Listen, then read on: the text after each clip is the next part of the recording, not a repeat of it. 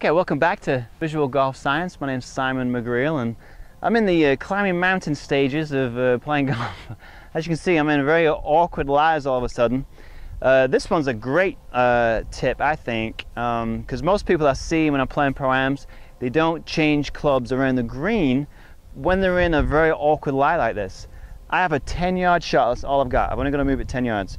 But I'm on a lie, okay, if this is level, let's just say the incline is almost 30 to 40 degrees. Maybe, yeah, about 30 to 40 degrees. So that means the loft, let's just say I had a 60 degree, with me lining that slope now, that loft's going to turn into about 80.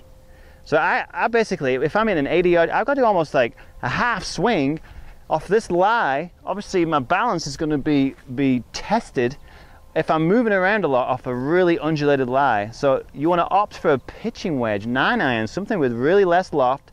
So as you do lean with the slope, the loft now becomes like a 56, 60 degree club. So that just makes sense. So just understanding this, when you're coming into these situations, this is going to make a world of difference.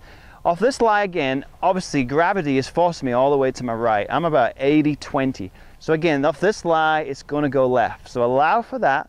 I'm going to aim to the right. And again, all uneven lies, position the golf ball towards your higher foot. So obviously the left one in this scenario is really high.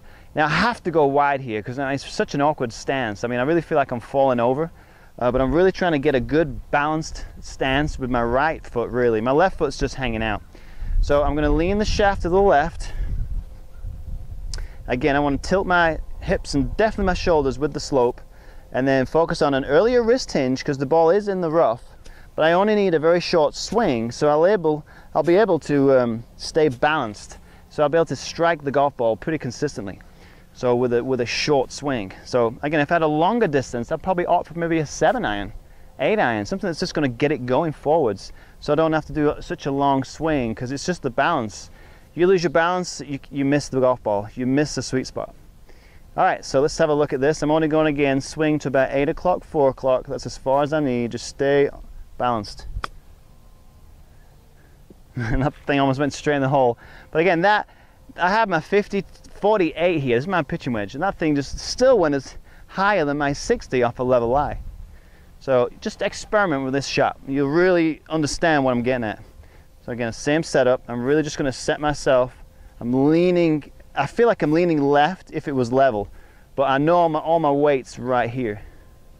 Okay, a little early wrist hinge, about 8 to 4, aim a little bit to the right, just keep your balance.